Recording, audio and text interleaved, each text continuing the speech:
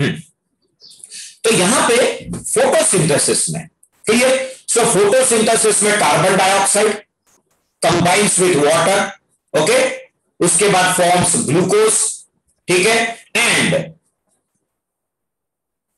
Forms glucose, उसके बाद oxygen.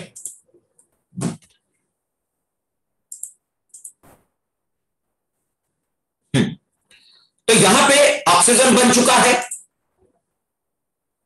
Water break हुआ, ऑक्सीजन बन चुका है, क्लियर। अब अपन ने क्या पढ़े, डायरेक्ट यहां पे वाटर, क्लियर, कार्बन डाइऑक्साइड के साथ तो कंबाइन होता नहीं है। फिर अपन ने क्या पढ़े, लाइट रिएक्शन में क्या पढ़े थे अपन ने, साइक्लिक एंड नॉन साइक्लिक। अब साइक्लिक एंड नॉन साइक्लिक का जो प्रोडक्ट है वो डार्क रिएक्शन में जाएगा, और डार्क रिएक्शन में C3 साइकिल होगा, और सीधा C6H12O6 हुआ, बराबर, और बन गया, चैप्टर यहीं पे क्लोज। तो लाइट रिएक्शन में cyclic and non cyclic reaction, dark reaction में C3 साइकिल, फाइनल प्रोडक्ट क्या बन गया बेटा हमारा, ग्लूकोज, चैप्टर वहीं पे क्लोज, मानते हो ना। फिर ये C3 साइकिल, C4 साइकिल की बात कहां से आई, अब वो बता देता हूं मैं। अब अपन ने लीफ का स्ट्रक्चर कल पढ़े अपन ने, इस लीफ के स्ट्रक्चर में दो प्रकार के सेल्स मैंने आपको पढ़ाया, एक लूजली अरेंज्ड सेल्स और दूसरा कॉम्पैक्टली अरेंज्ड सेल्स।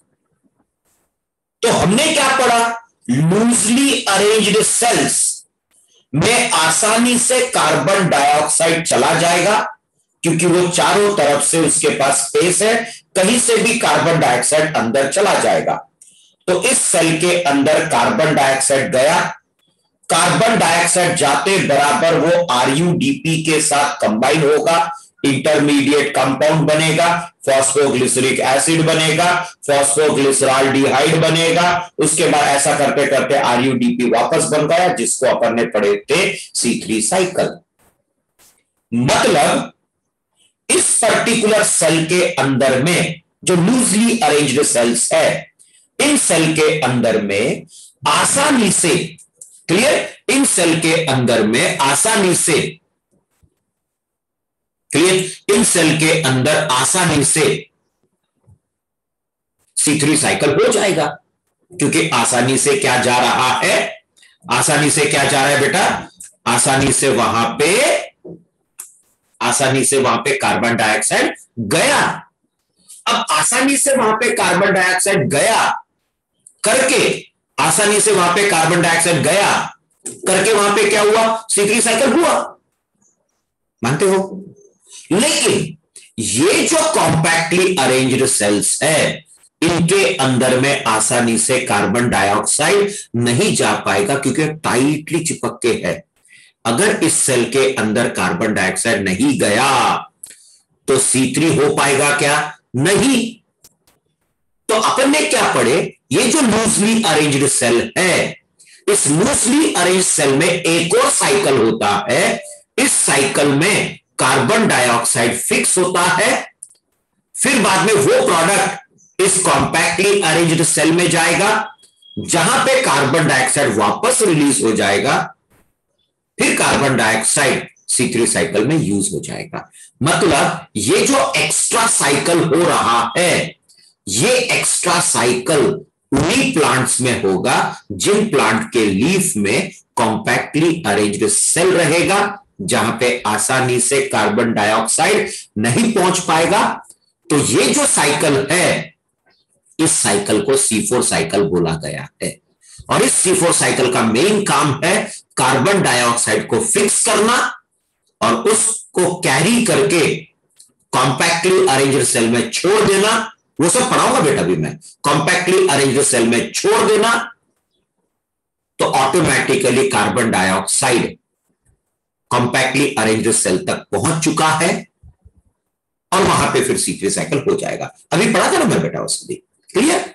अब कल हमने क्या पढ़े थे कि जैसे अपन यहां पे सेक्शन काटेंगे, तो अपन ने पढ़े थे, फटाफट बता दे, तो कल हो चुका है बेटा ये वाला। तो यहां पे अपर एपिडर्मिस पढ़ाया था मैंने, उसके बाद में नीचे में मैंने आप लोगों को लोअर एपिडर्मिस पढ़ाया था, और इस लोअर एपिडर्मिस में बीच बीच में जो गैप है, उस गैप के आसपास में सेलुलर पोर्शन भी है, स्टोमेटा बताया था। लेकिन ध्यान रखो बेटा, स्टोमेटा का जो गैप होता है उसको बोलते हैं स्टोमा। ये सब चीजें हमने प्लांट वाटर रिलेशन में पढ़ा चुका हूं, बट फिर भी रिपीट कर दूंगा बेटा मैं, ठीक है। फिर उसके बाद में हमने क्या पढ़े थे, दो प्रकार के सेल। एक अपन ने पढ़े थे लूजली अरेंज्ड सेल, जिसको अगर आपको याद होगा अपन ने पढ़े थे मेसोफिल, और दूसरा कॉम्पैक्टली अरेंज्ड सेल्स पढ़े थे पैलिसेड। ओके, और अपन ने यहां पे अगर याद होगा एक पढ़े थे वैस्कुलर बंडल। इस वैस्कुलर बंडल के इर्द गिर्द में कुछ सेल्स है जो वैस्कुलर बंडल को कॉम्पैक्टली कवर कर देते हैं। फिर बाजू में लूजली अरेंज्ड सेल्स है, यहां बना देता हूं। वैस्कुलर बंडल याद करो, कल मैंने पढ़ाया था जाइलम एंड फ्लोएम। अब इस xylem and phloem vascular bundle के सराउंडिंग में कुछ कॉम्पैक्टली अरेंज्ड सेल्स हैं, ऐसा। अब ये कॉम्पैक्टली अरेंज्ड सेल्स, ठीक है, ये इस ढंग से वैस्कुलर बंडल को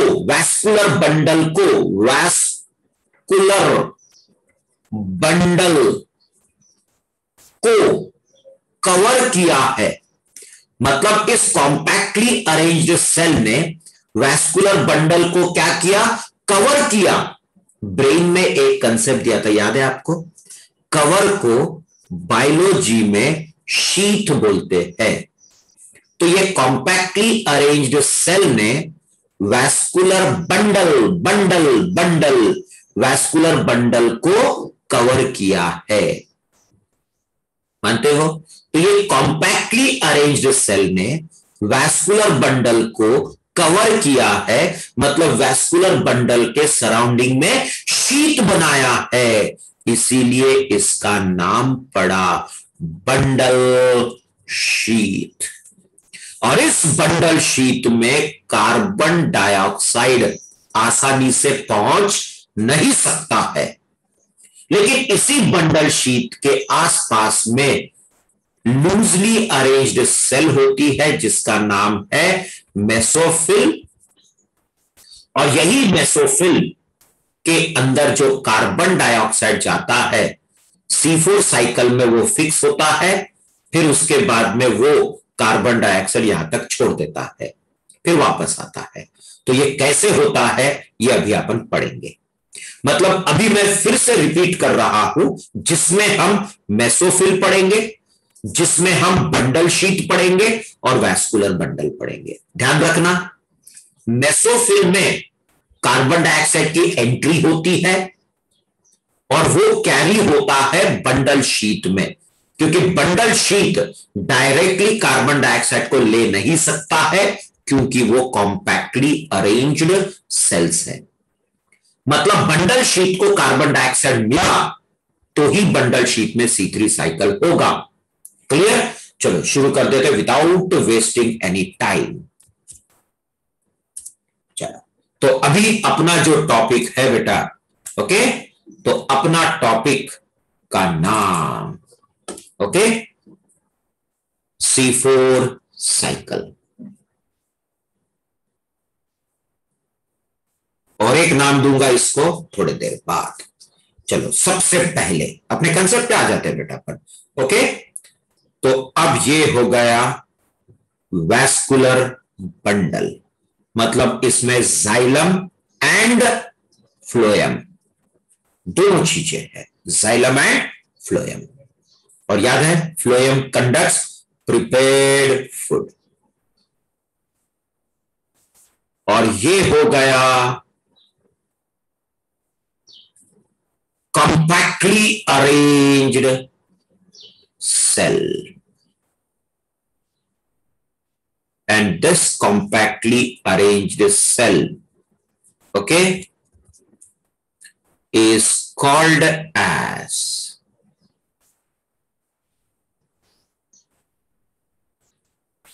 बंडल शीट। ओके, और इसी के बाजू में the loosely arranged cell, and this loosely arranged cell is called as mesophyll। क्लियर? और उसी, अब ये दोनों क्या है? हाइपोडर्मिस, और हाइपोडर्मिस के पास में एपिडर्मिस। चलो एपिडर्मिस भी बना देता हूं। ये हो गया एपिडर्मिस, और एपिडर्मिस के बीच में जो गैप है स्टोमेटा, स्टोमेटा का गैप स्टोमा। ये हो गया लोअर एपिडर्मिस। ओके,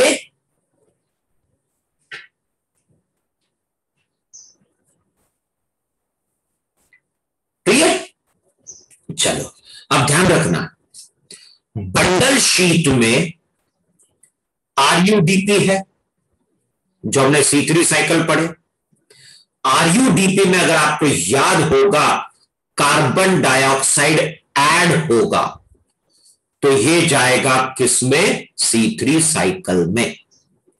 मतलब यहां पे C3 साइकिल अगर होना है तो आरयूडीपी में कार्बन डाइऑक्साइड ऐड होना चाहिए, लेकिन ये कार्बन डाइऑक्साइड यहां पे डायरेक्टली नहीं आ सकता है, क्योंकि bundle sheath compactly arranged cells है, जहां पे आसानी से कार्बन डाइऑक्साइड नहीं आता है।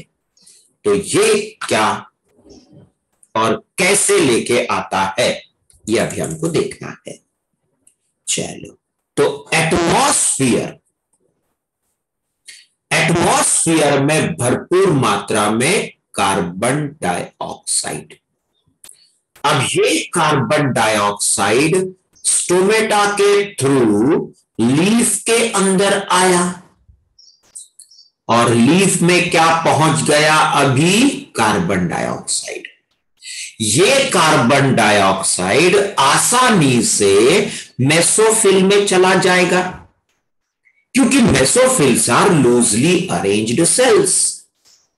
एग्रीड बेटा? गुड। अब ये कार्बन डाइऑक्साइड कंबाइन होगा फॉस्फोइनॉल पाइरुविक एसिड। क्या नाम है बेटा? फॉस्फोइनॉल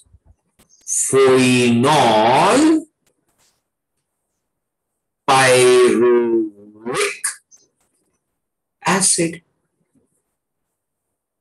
ठीक, PEPA।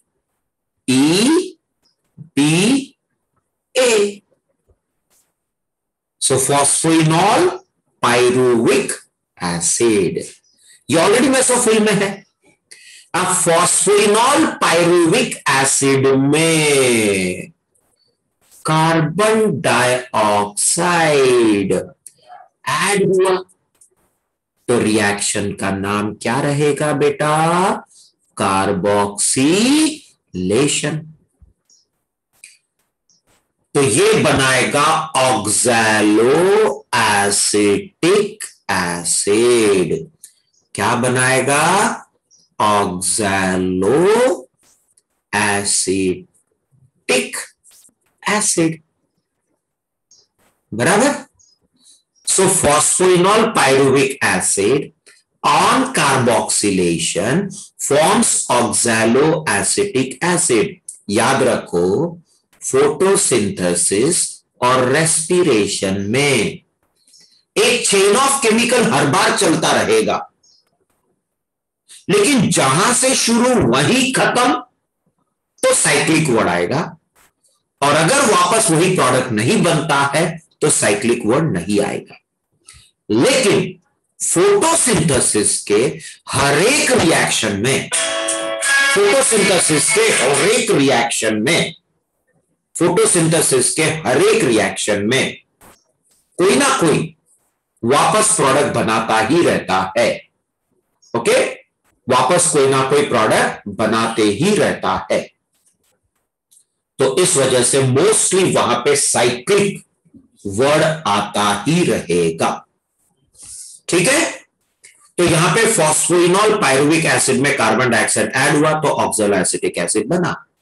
अब इसी ऑक्सैलो एसिटिक एसिड में हाइड्रोजन ऐड होगा, मतलब हाइड्रोजीनेशन, NADPH2 है ना अपने पास में, तो वो क्या बनाएगा, NADP।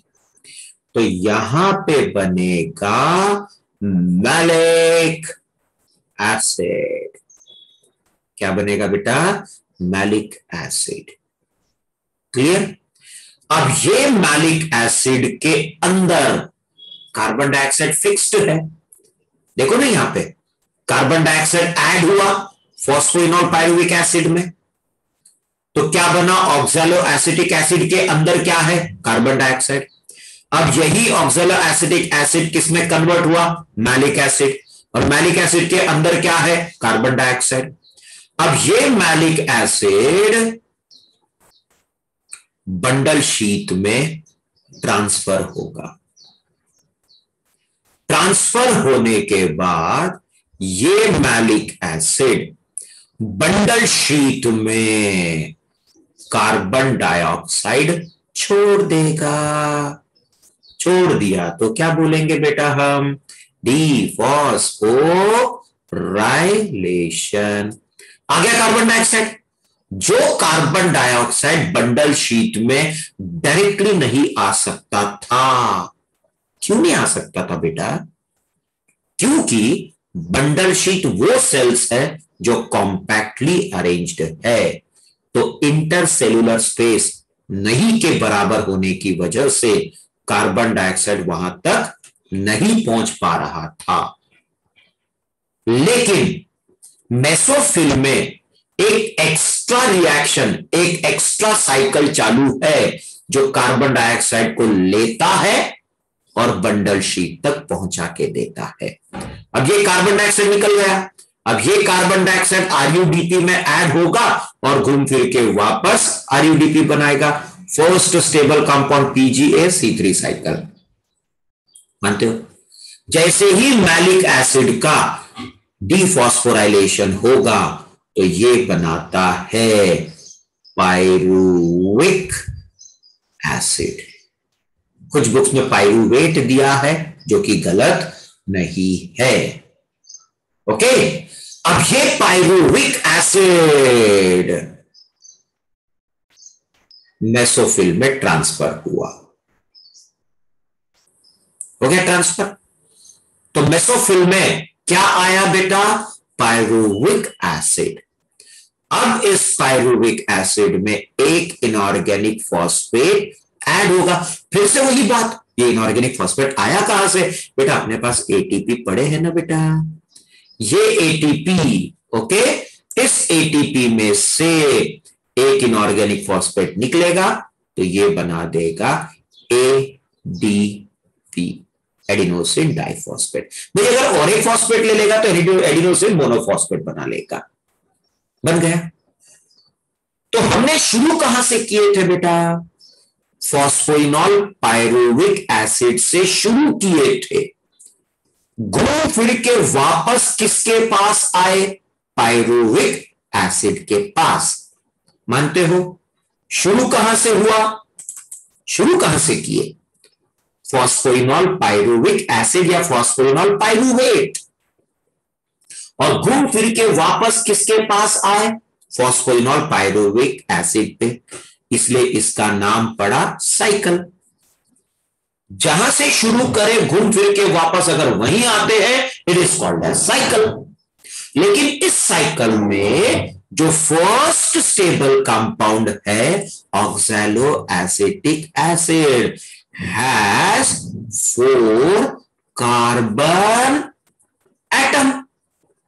और याद करो मैंने कुछ दिन पहले क्या बताया, फर्स्ट स्टेबल कंपाउंड में जितने कार्बन एटम रहेंगे उसके अनुसार साइकिल का नाम। प्रीवियसली जब हमने डार्क रिएक्शन पढ़े उसमें पहला स्टेबल कंपाउंड था पायरुविक एसिड, जिसमें 3 कार्बन एटम थे। तो पायरुविक एसिड पहला स्टेबल कंपाउंड था, 3 कार्बन एटम थे, करके हमने उसको नाम दिए थे C3 साइकिल।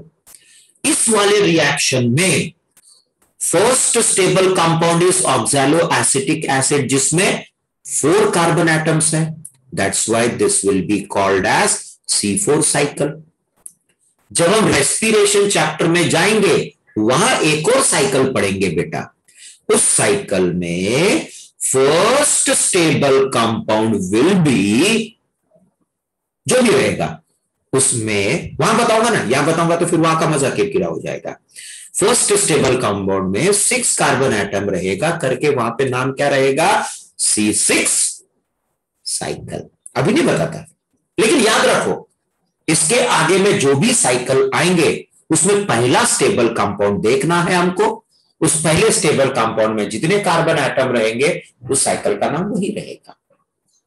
तो जब हमने डार्क रिएक्शन पढ़े, केल्विन बेंसन साइकिल पढ़े, उसमें जो पहला स्टेबल कंपाउंड था फॉस्फोग्लिसरिक एसिड था, 3 कार्बन एटम थे, करके हमने उसको C3 नाम दिया था। इस वाले केस में पहला stable compound oxalo acetic acid है, जिसमें 4 कार्बन एटम है, इसलिए इसका नाम पड़ा C4 साइकिल। एग्रीड? चलो अभी C4 साइकिल को एक्स्ट्रा नाम देते हैं। तो हमारे पास 2 सेल है बेटा, एक है मेसोफिल और दूसरा है बंडल शीट। इस बंडल शीट में C3 साइकिल तब होगा जब इसको क्या मिलेगा? Carbon dioxide. लेकिन यहां पे कार्बन डाइऑक्साइड डायरेक्टली नहीं आ सकता है। तो मेसोफिल और बंडल शीट में मिलके एक साइकिल हो रहा है। मतलब मेसोफिल से शुरू, लेकिन मेसोफिल में ही खत्म। देखो ना, मेसोफिल में शुरू किए थे हमने फॉस्फोइनॉल पायरुविक एसिड, वापस हमने क्या बनाया? फॉस्फोइनॉल पायरुविक एसिड, लेकिन वापस मेसोफिल में आके, मतलब यहां पे शुरू कहां से किए? मेसोफिल में। वापस खत्म कहां पे किए? मेसोफिल में, लेकिन थ्रू किसके थ्रू? बंडल शीट के थ्रू। तो इस दौरान इस साइकिल में, ये साइकिल कौन सा हुआ? C4 cycle. तो C4 साइकिल अकेले मेसोफिल में नहीं हो रहा बेटा, C4 साइकिल मेसोफिल में शुरू हो रहा है, वापस मेसोफिल में ही खत्म हो रहा है, लेकिन किसके थ्रू? बंडल शीट के थ्रू। उस दौरान ये क्या करता है? एटमॉस्फेयर से कार्बन डाइऑक्साइड लेता है और ले जाके कहां पे छोड़ देता है? बंडल शीट में। मतलब ये C3 साइकिल तब होगा जब उसको कार्बन डाइऑक्साइड मिलेगा। और कार्बन डाइऑक्साइड कौन से साइकिल की वजह से मिला? C4 साइकिल की वजह से। मतलब ये C3 साइकिल तब होगा जब C4 साइकिल उसको मदद करेगा। मतलब C4 cycle helps C3 cycle, क्योंकि C3 साइकिल तब होगा जब C4 साइकिल होगा। में C4 साइकिल उन्हीं प्लांट्स में है, उन्हीं सेलुलर पोर्शन में है जहां पे कॉम्पैक्टली अरेंज्ड सेल्स है। That's why the C4 cycle is also called as adaptation for C3 cycle या एडाप्टेशन टू C3 साइकिल।